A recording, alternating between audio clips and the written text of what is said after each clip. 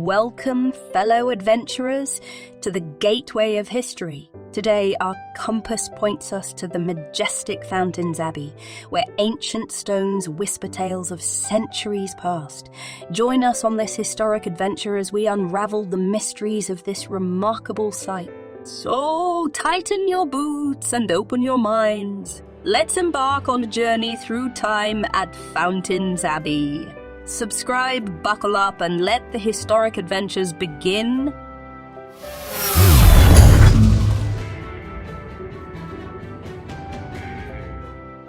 Fountains Abbey stands as one of England's most expansive and impeccably preserved Cistercian monastic ruins.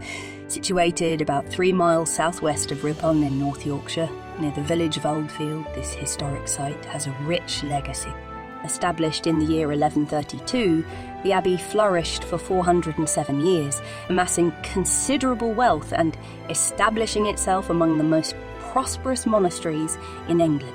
However, its centuries-long existence came to an end in 1539 when Henry VIII issued the dissolution order.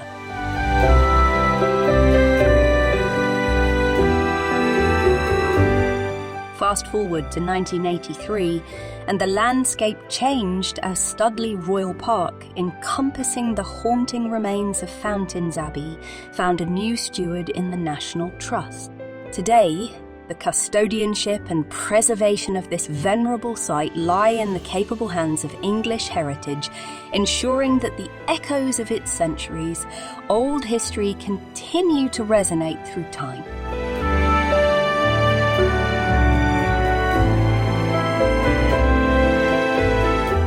In the wake of a dispute and subsequent riot in 1132 at St Mary's Abbey in York, 13 monks, including the revered St Robert of Newminster, found themselves expelled. First Anne, the Archbishop of York, extended his protective mantle over them, granting them refuge and land in the picturesque valley of the River Skill, a tributary of the Europe.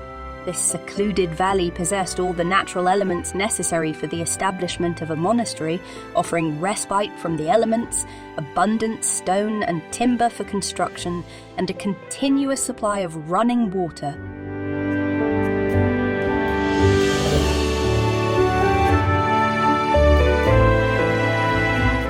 It was the presence of 6 springs nourishing the land that stirred the monks to christen their newfound haven fountains, an appellation capturing the essence of the life-giving waters that played a pivotal role in shaping the destiny of this sacred site.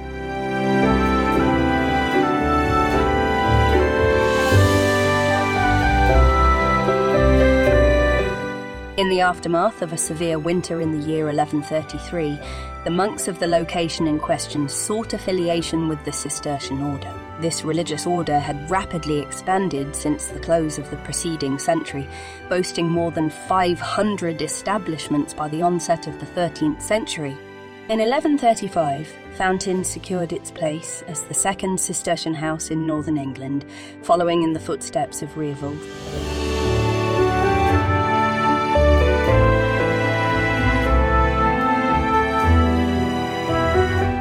The monks of Fountains found themselves under the jurisdiction of Clairvaux Abbey in Burgundy, an institution governed by the teachings of St Bernard. Guided by the expertise of Geoffrey of Aynay, a monk dispatched from Clairvaux, the community acquired proficiency in observing the 7 canonical hours in accordance with Cistercian traditions. Additionally, they were instructed in the art of constructing wooden edifices aligned with the architectural practices of the Cistercian order. This marked a significant milestone in the integration of Fountains into the broader Cistercian movement, shaping the religious and architectural landscape of the region during the medieval era.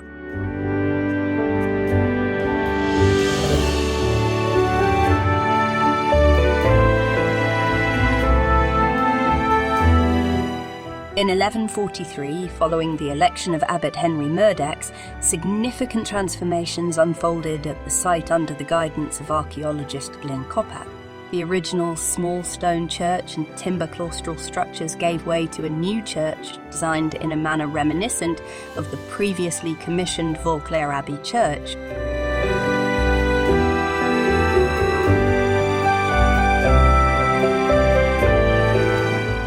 Within a brief span of 3 years, an aisled nave was seamlessly integrated into the stone church, accompanied by the completion of the inaugural permanent claustral building. Crafted from stone and topped with tile roofs, these structures marked a pivotal shift in the architectural landscape of the abbey.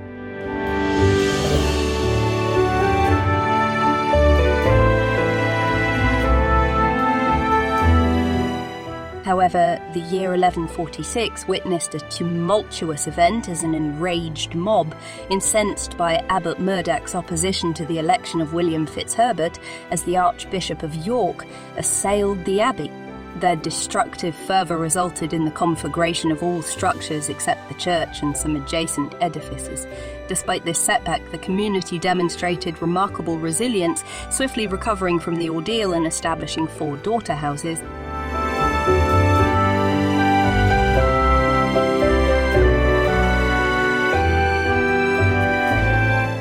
In 1147, Abbot Henry Murdoch, assuming the prestigious position of Archbishop of York, relinquished his role as abbot.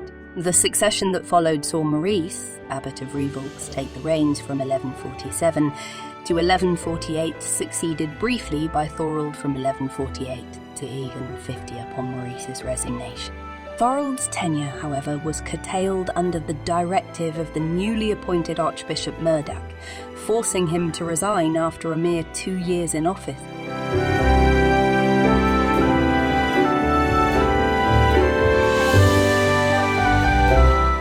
In the aftermath of his predecessor's tenure, the subsequent Abbot Richard assumed the mantle and presided over the abbey until his passing in 1170. Richard's leadership marked a pivotal period characterized by the restoration of the abbey's stability and prosperity.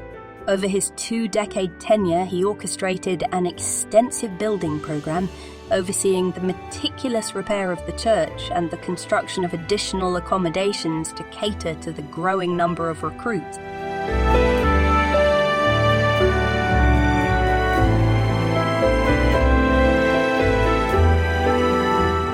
Richard's dedicated efforts culminated in the completion of the chapter house at the time of his demise, with the new church on the verge of finalisation. The torch of progress was then passed to his successor, Robert of Pipewell. Noted for his benevolence and virtue, Abbot Pipewell, as acknowledged by William Grange in the 19th century, continued the legacy by further advancing the ongoing architectural endeavour. The collaborative efforts of these successive abbots left an indelible mark on the abbey's history, shaping its physical landscape and contributing to its enduring legacy.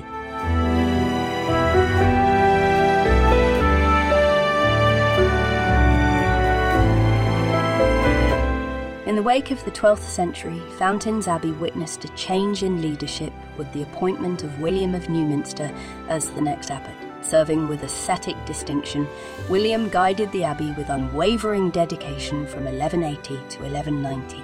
His successor, Ralph Haggett, transitioned to religious life at Fountains at the age of 30, following a prior career in the military. Before assuming leadership at Fountains Abbey from 1182 to 1190, Haggett held the position of abbot at Kirkstall Abbey.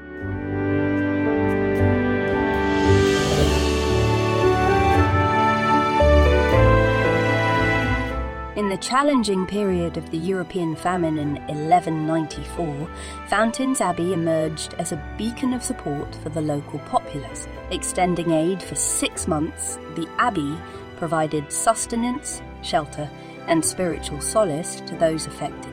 The famine, coupled with the onslaught of disease, prompted the abbey to extend its assistance to those in need of medical treatment.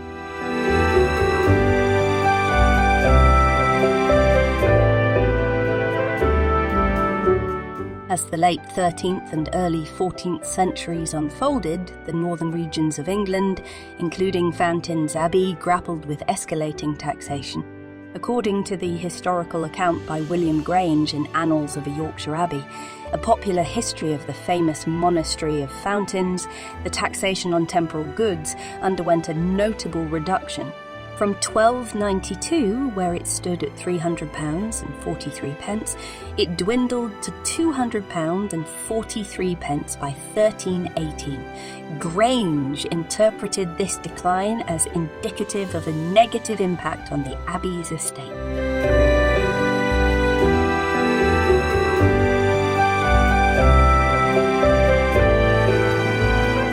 By the 1330s, Fountains Abbey found itself no longer operating with a surplus, but compelled to borrow money.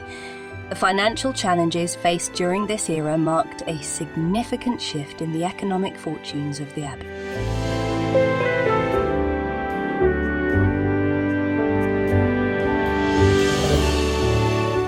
In the early decades of the 13th century, Fountains experienced a significant surge in both renown and affluence, a period marked by the leadership of three successive abbots. The first, John of York, served from 1203 to 1211, followed by John of Hessel from 1211 to 1220, and then John of Kent from 1220 to 1247. Under their guidance, the abbey underwent a notable phase of development. This encompassed a comprehensive expansion initiative that involved the enlargement of the church and the establishment of an infirmary, contributing substantially to the architectural legacy of Fountains Abbey during this era.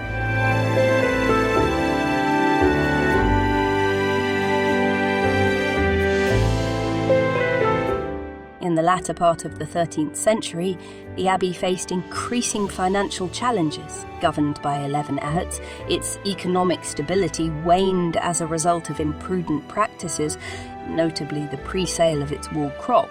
In 1294, Archbishop John Le Romain's visit exposed the abbey's precarious state, both materially and physically. The situation worsened in the early 14th century with the Scottish invasion of northern England and heightened tax demands. The culmination of these adversities occurred during the Black Death of 1348 to 1349, leading to a significant depletion of both manpower and income, posing a near ruinous threat to the abbey.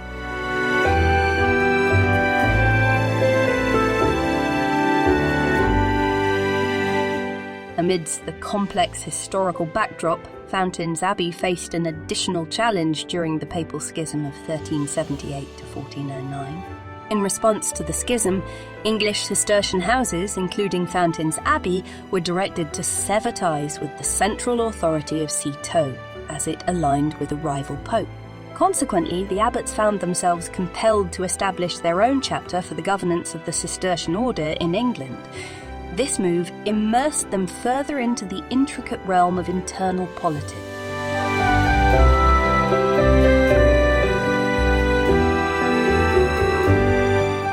The year 1410 marked a turning point when Abbot Burley of Fountains passed away, triggering a prolonged period of turmoil within the community regarding the selection of his successor.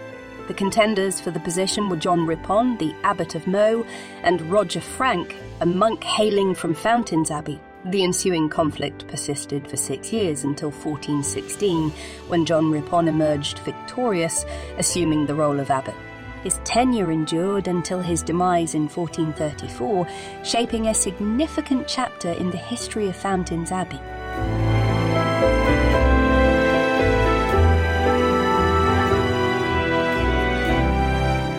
Fountains Abbey experienced a period of stability and growth during the leadership of abbots John Greenwell, 1442 to 1471, Thomas Swinton, 1471 to 1478, and John Darnton, 1478 to 1495. These abbots played pivotal roles in restoring the abbey's physical structure, with a particular focus on the church.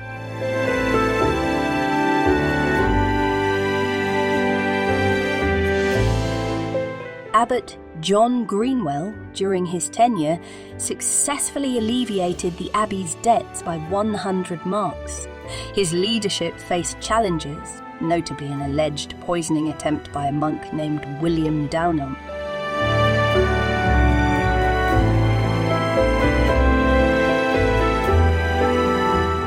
Abbot Thomas Swinton meticulously documented the life of the abbey in his memorandum book, offering an invaluable insight into its affairs. Meanwhile, Abbot John Daunton continued the restoration efforts, contributing to the overall prosperity of Fountains Abbey.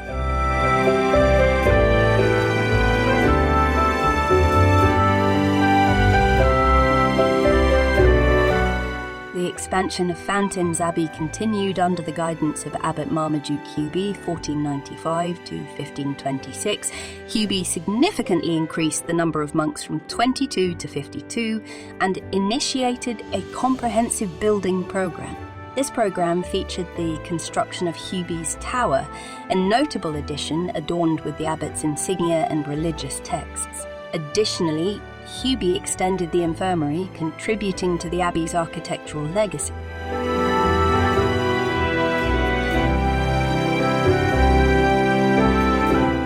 In summary, the leadership of these abbots marked a crucial period in Fountains Abbey's history, characterized by financial recovery, detailed documentation, expansion of the monk community, and significant architectural enhancement.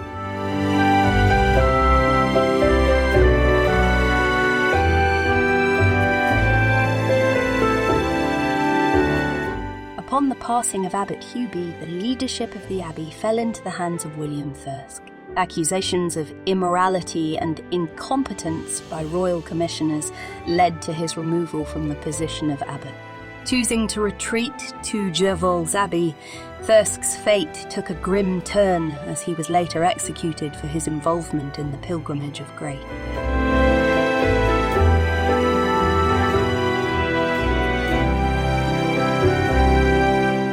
Following Thirsk's dismissal, Marmaduke Bradley, a monk within the abbey, assumed the role of abbot. Bradley had played a key role in reporting Thirsk's alleged transgressions and providing testimony against him. In a curious turn of events, Bradley secured the abbacy for himself by paying a substantial sum of 600 mark.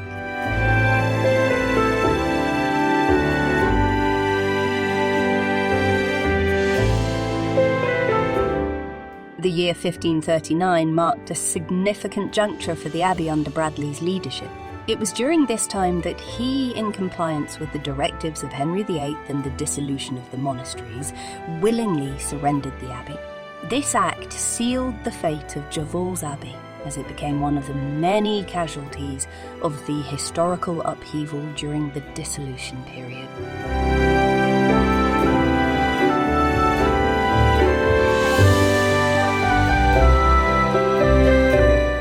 In the 13th century, the expansive abbey precinct encompassed a vast 70-acre expanse, encircled by an imposing 11-foot wall.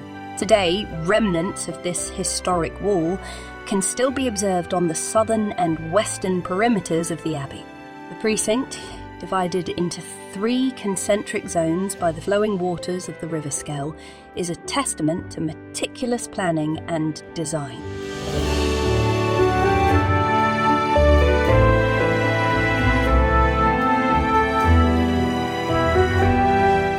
Situated at the heart of the precinct, north of the Skell, stand the church and claustral buildings, forming a central hub of spiritual and communal significance. The inner court, extending down to the river, encompasses domestic structures that add a layer of residential complexity to the architectural ensemble. On the southern bank of the river lies the outer court, home to industrial and agricultural buildings that played a crucial role in the abbey's self-sustaining ecosystem.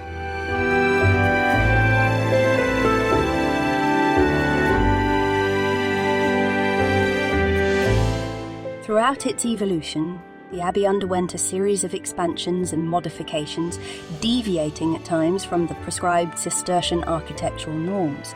This nuanced evolution is reflected in the structures that have endured the test of time. Beyond the confines of the abbey walls lay the home granges, essential agricultural extensions that sustained the community beyond the immediate monastic environment.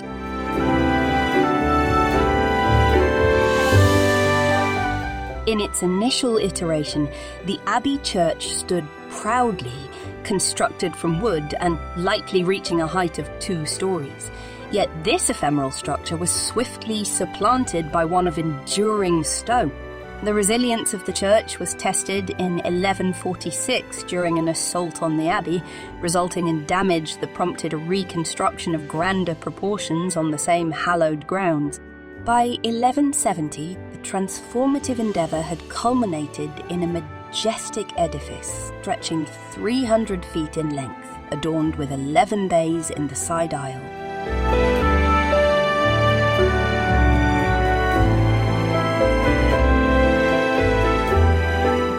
In the late 12th century, an elegant lantern tower graced the church, crowning its crossing.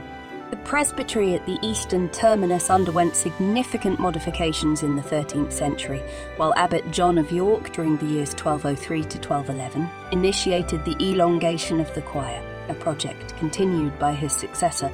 This elongated choir, reminiscent of Durham Cathedral, reached its culmination in an eastern transept, a masterful creation attributed to Abbot John of Kent from 1220 to 1247.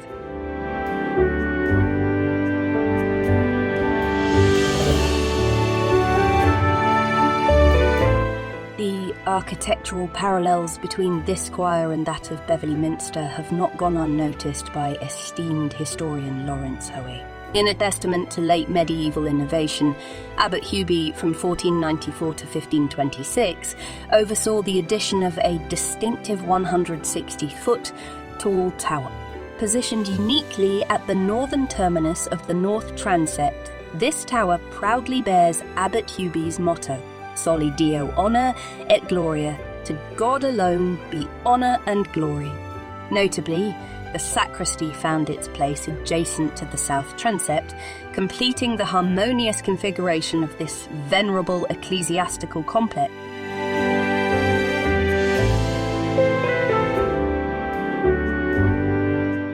In the heart of the precinct, situated to the south of the church, lies the cloister, a architectural masterpiece adorned with arcading crafted from black marble, sourced from Nidderdale and white sandstone. This central space serves as the nexus of the religious enclave. To the east of the cloister, one finds the three-aisled chapter, house and parlour, which seamlessly connect to the eastern wall. Above this section is the monk's dormitory, providing a tranquil space for contemplation.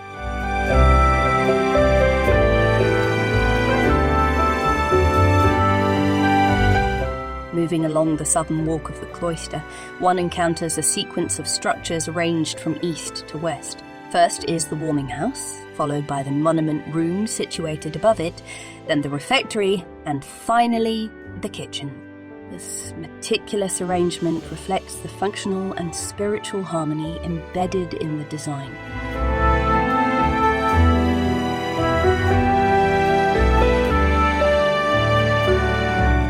Adjacent to the western walk stands an expansive vaulted substructure identified as the cellarium. This impressive foundation, divided into sections serving as cellars and storerooms, plays a crucial role in supporting the dormitory of the conversi, or lay brothers. Positioned above, extending across the river, this structure features a southern end housing the lay brothers' refectory, strategically located next to the kitchen.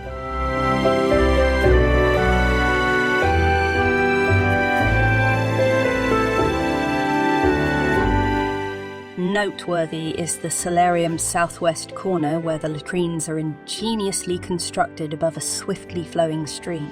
This thoughtful integration of architectural elements demonstrates the ingenuity and foresight of the builders, creating a space that seamlessly blends functionality with spiritual contemplation.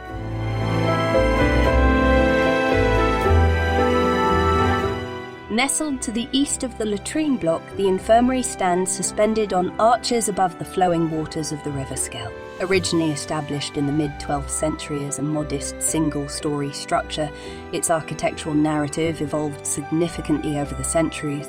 The 14th century witnessed substantial expansion and remodelling, transforming the infirmary into a grand residence adorned with elegant bay windows and spacious fireplaces by the 16th century.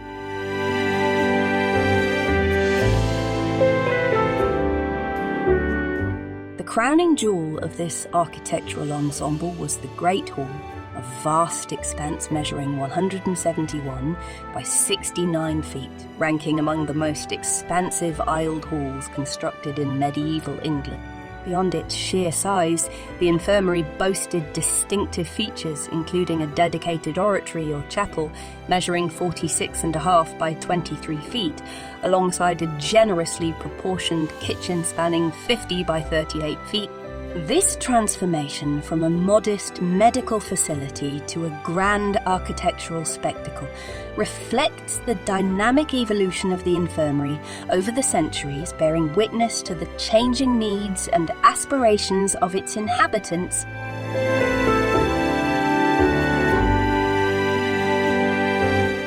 In the western expanse of the cloister, one would find the infirmary designated for lay brothers.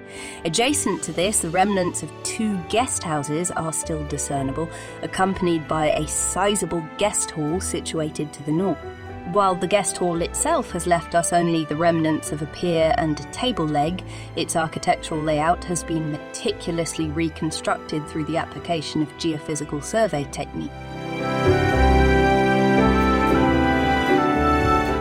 Contrastingly, on the eastern side of the abbey and to the north of the infirmary lies the monks' cemetery. Although its existence was long acknowledged, the full scale and arrangement came to light in 2016. This revelation was made possible through a collaborative effort involving the National Trust, the University of Bradford Geoscan Research, Magnitude Surveys, and Guideline Geo. Employing ground-penetrating radar, this consortium unveiled the presence of several hundred graves meticulously arranged in a thoughtful and orderly manner. Thank you for joining us on this captivating journey through Fountains Abbey. We hope you've enjoyed the rich tapestry of history and beauty. If you did, why not show some love by hitting that like button and subscribing for more historic adventures? Until next time, stay curious and we'll see you soon.